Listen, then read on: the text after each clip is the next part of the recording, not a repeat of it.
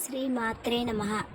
లలితా సహస్రనామాల్లో ఇంతవరకు 30 శ్లోకాలు వాటి అర్థాలను చెప్పాను. ఇప్పుడు 31వ శ్లోకం చెప్పబోతున్నాను. నాకు ఉన్న కొన్ని సమస్యల వల్ల కొన్ని రోజుల నుంచి వీడియోలు చేయలేకపోతున్నాను. అందరూ నన్ను క్షమించండి. లలితామాత భక్తులందరికీ నమస్కారములు.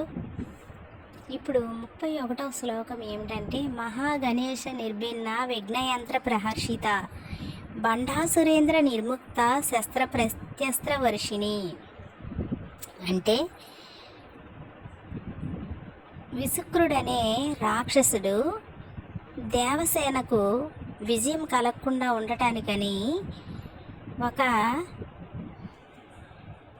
జయవిఘ్నము అనే పేరు గల ఒక యంత్రాన్ని నిర్మించి ఒక రాతి ఫలక మీద అష్టదిక్కుల్లోనూ అలసాది దేవతలను ఆవాహనం చేసి, అలాగే అష్ట దిక్కుల్లో కూడా త్రిశూలాలు ఏర్పాటు చేసి జయవిఘ్నాన్ని లిఖించాడు.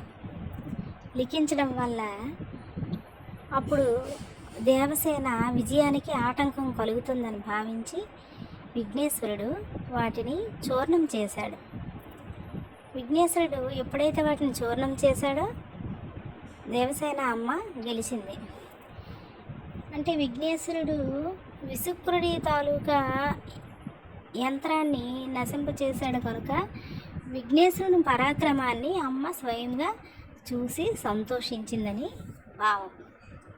అలాగే బండాసురేంద్ర నిర్ముక్త శస్త్ర ప్రత్యస్త్ర వర్షిణి అంటే బండాసురుడు వేసిన అస్త్రాలకి ధీటుగా స్పందిస్తూ అమ్మ ప్రత్యస్త్రాలు వేసిందట. అంటే తిరిగి బాణాలు సంధించింది. అమ్మ బాణాలు సంధిస్తే ఎటువంటి రాక్షసులైనా ఉంటారా? మనల్ని సృష్టించిందే అమ్మ, మనల్ని లాలించిందే అమ్మ, పాలించిందే అమ్మ, కరుణించిందే అమ్మ.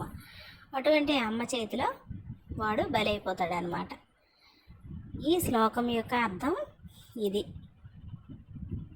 నా వీడియో కనుక మీకు నచ్చినట్లయితే లైక్ చేయండి. మీ ఫ్రెండ్స్కి, ఫ్యామిలీ మెంబర్స్కి అందరికీ షేర్ చేయండి.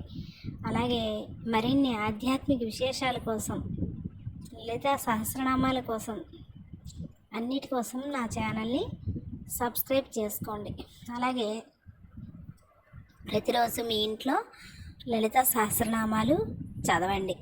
లలితా సహస్రనామాలు మీ ఇంట్లో ధ్వనించేలా చూసుకోండి. మిగతా కథంతా అమ్మ నడిపిస్తుంది. అమ్మ మిమ్మల్ని చూసుకుంటుంది. అలాగే వీలైతే అందరూ కూడా మీ ఇళ్లలో శ్రీచక్రాన్ని స్థాపించుకోండి. శ్రీచక్రం ఉన్న దగ్గర అమ్మ ఉంటుంది. శ్రీ మాత్రే నమః.